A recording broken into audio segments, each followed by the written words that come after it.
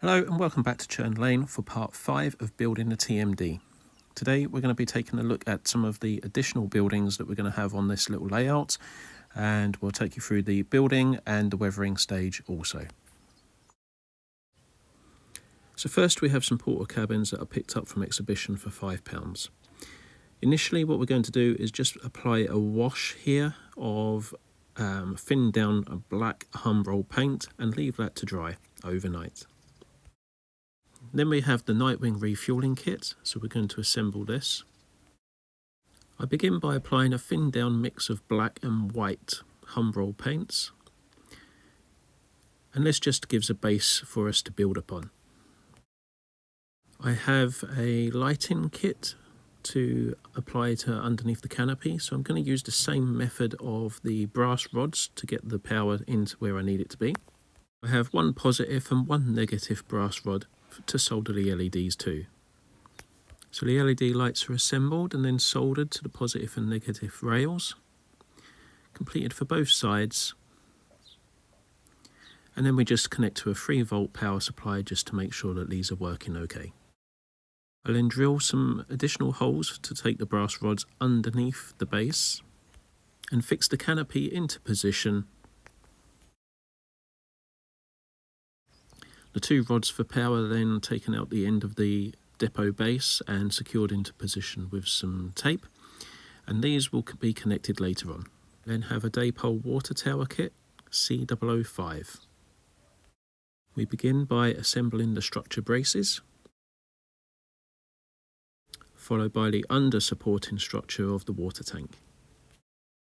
Glue in place all of the legs and the braces at the same time, and build the water tank itself. Apply the roof, the ladder and a couple of rails, and you now have the completed tower. I apply a thinned down Humbrol black paint again and leave this to dry overnight. Next I have the Pico Loco inspection pits for code 75 rail LK156. First you need to determine how long this needs to be, and of course make sure it fits into your depot building.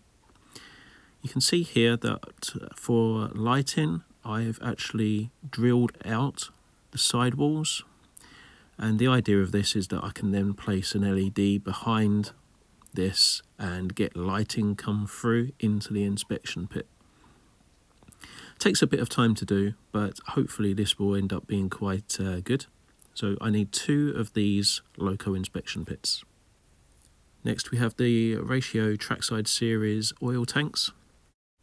I also have some Bachmann plastic bunded tanks, and all we're going to do is apply again a thinned down Humbrol black paint and leave to dry overnight. Now that everything is dry, it's time to start the fun part of weathering. We'll begin by applying the black and the dark browns. And here you can see we're building up the dirt base, and then we work up to the lights like the sands and the whites. For the fueling point we'll start off with our dark brown, then apply the sand yellow, and we're just building up the colours here, followed by the mud green, and then we move on to some rust red, and then we'll add the white, and that gives an weathered effect. Here we have the completed fueling point. You can see it looks quite nice. It looks pretty realistic, I think. Remember to do the underside of the canopies as well, but that is this part complete, and we follow that method for everything else basically.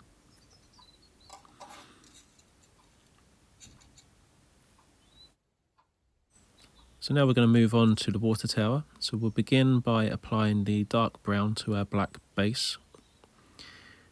With the dark brown applied, you can see this is really quite a good depth of colour, and the black gives it some definition.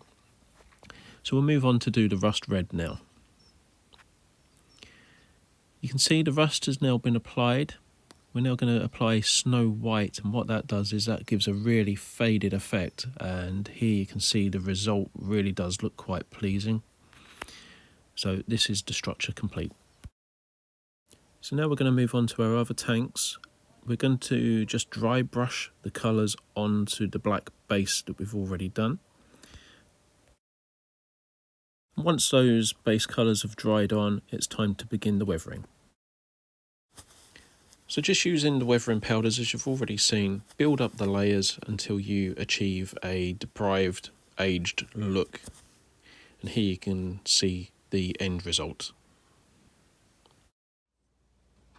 And here you can see all of the buildings and structures that we're going to incorporate on the layout to start with are now detailed and fully weathered. Really quite pleased with the end result of this. I hope it inspires you all to have a go. And these weathering powders, I've done all of the stock on Churn Lane as well as all of these buildings, and I've still got plenty left, so it's very well worth a small investment for a weathering kit. So I'm now ready to begin the track planning stage to determine the baseboard size. So we'll be taking a look at that in part 6. Thanks ever so much for watching Churn Lane. Hopefully you've enjoyed, and see you soon. Cheers.